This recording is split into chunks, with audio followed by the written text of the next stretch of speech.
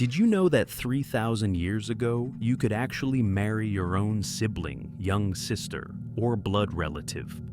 This wasn't limited to ordinary citizens. It was also practiced by royal families across civilizations, especially in the golden sands of ancient Egypt around 280 BC, where Pharaoh Ptolemy II held his own sister's hand, Arsinoe II, in marriage, a union blessed with children of pure bloodline, unaware of the horrifying mystery that lay beneath. This norm wasn't only held in Egypt, it bloomed around the world, from Europe's Habsburg dynasty, Hawaii's royal house of Kamehameha, Peru's Inca Empire, to the Zoroastrians of ancient Persia, and beyond. However, if we fast forward to modern times, in 2001, Germany, a 23-year-old brother and his younger sister, Patrick Stubing and Susan Karolewski, were reunited after being raised apart due to adoption.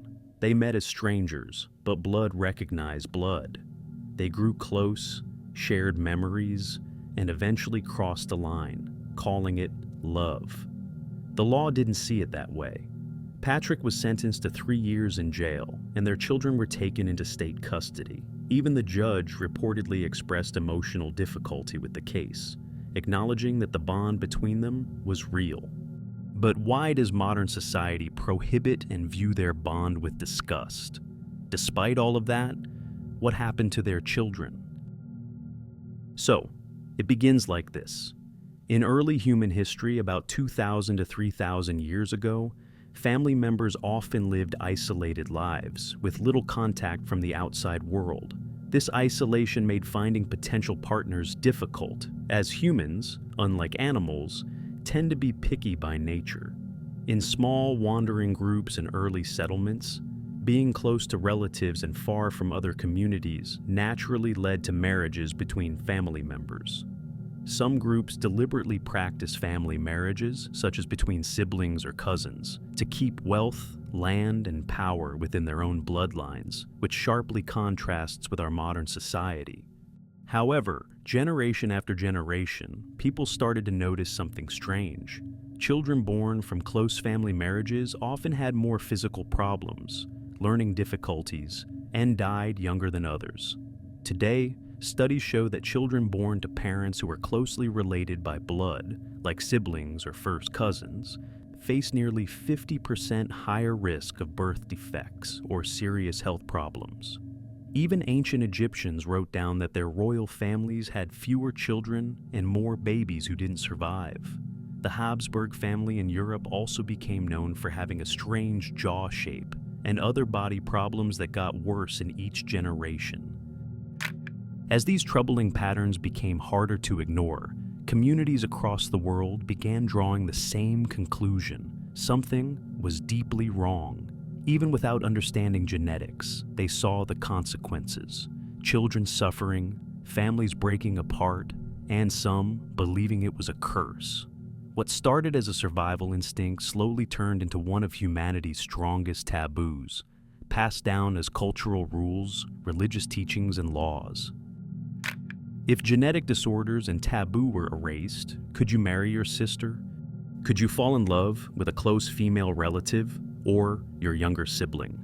It might seem absurd, but the answer is both yes and no, hinged not on social rules or genetic risks, but on an invisible psychological mechanism silently operating in your brain since childhood. Scientists call it the Westermarck effect, a hidden defense system wired into us. When children grow up side by side before the age of 6, an invisible emotional shield forms. It's like a subconscious immune system, quietly building an aversion, protecting us from desires that could threaten our future bloodline. But what if that shield never forms? What happens when siblings are separated at birth and meet as strangers later in life? That's when nature fails, and when it does, something disturbing takes its place: genetic sexual attraction, an uncontrollable pull, intense, confusing, almost impossible to resist. That's exactly what happened to Patrick and Susan. And they're not alone. Studies show that up to half of all reunited biological siblings feel some form of attraction. In an age of adoption, reunions, and DNA-based ancestry tests, these tragic stories are becoming more common. So, incest isn't just a cultural taboo. It's a biological defense system built on childhood closeness. Without that early bond, the brain forgets the dangerous boundary. And when it does, nothing, not law, not logic, can stop what follows. Those who defy incest taboos face devastating consequences beyond legal punishment. In many documented cases, siblings who fall in love, sometimes without knowing they're related, are forced into hiding after being reported by family. The emotional toll is crushing. 90% of these couples report severe depression, anxiety, and suicidal thoughts after discovery. Children born from these unions often face bullying, while their parents battle a lifetime of shame, with many losing custody to state agencies.